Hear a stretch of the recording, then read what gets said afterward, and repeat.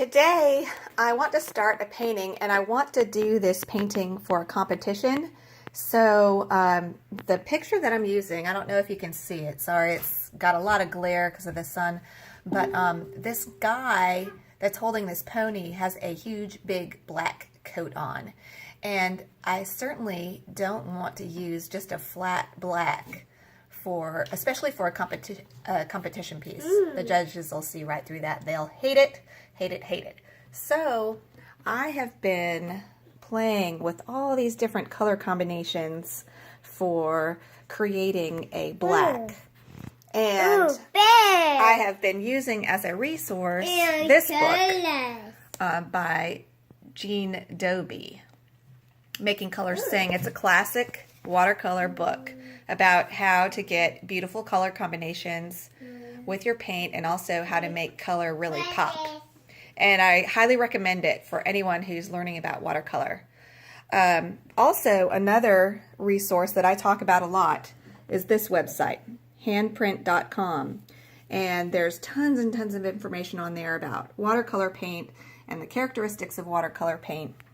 And so I've been using that too to figure out what colors to use for my black mixture. Now, normally what I do is use ultramarine blue and burnt sienna. And our friend Jean Dobie says, no, no, no, that's just going to be flat and lifeless because those are two opaque paints. And also what opaque paints often are granulating. So they create these granulating washes like you see here. This is pretty much pure ultramarine right there. You see how granulated it looks, which I personally think has so much personality, and I actually love that. And then what are called the staining watercolors, which have much finer pieces of paint in them, are more like this. They cover more, yes, but to me that looks flat. But Jean is saying that that makes for a more beautiful black. So I thought, well, I haven't experimented with watercolor paints and different things and tried new things in a while, so okay, I'll try it. So I tried all these staining colors that she likes to use to create darks, and indeed that is a dark, and it has a lot of different colors in it. It's not a flat black, so it does look good. This naphtha stands for naphthol red, phthalo blue, and quin gold. Quin gold is kind of a granulating one. Actually no, it's not. It's considered, the quinacridones are considered staining, I believe. So these are all very fine paints, and so as you can see, the wash is, it covers very well, but it doesn't have, to me, that beautiful granularity of the ultramarine, So I thought, so I tried all these different combinations. The transparents, which is, this is a cobalt. Cobalt is like the most transparent blue, and this is pretty, but I don't know, I just want some more granularity in it. I really like that, actually.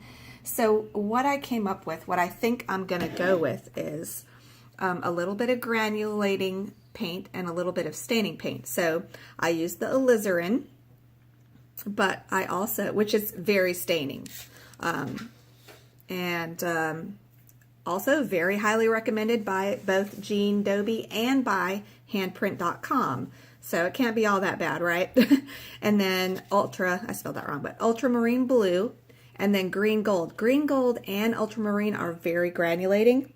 And I just think this is a gorgeous combination. I mean, look at how all the colors glow out of this mix. And here's the more black, where it's all just completely mixed together. And that, it certainly can't be called a black right there, but look at how they all kind of mix together, but each color still glows on its own.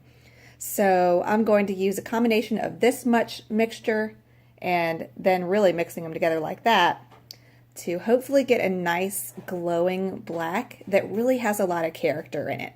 So again, that's alizarin red, ultramarine blue, and Winsor & Newton's green gold, which green gold to me is just such a neat paint because it really glows because all by itself, because it's got both granulating characteristics, but it also has staining characteristics where it really covers well, but it also has some granulation. It just really is a neat, complex looking color once you get it on the paper. So I think this is going to be my mix for my painting, which has a lot of black in it. See how that black coat, that's just needs something glowing, don't you think? Okay, you guys, wish me luck.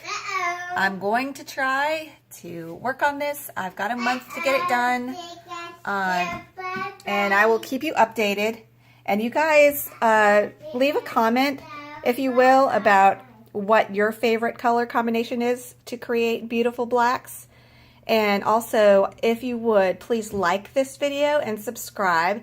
That helps my videos get shown higher up in the search results. And I'm trying to build my YouTube following.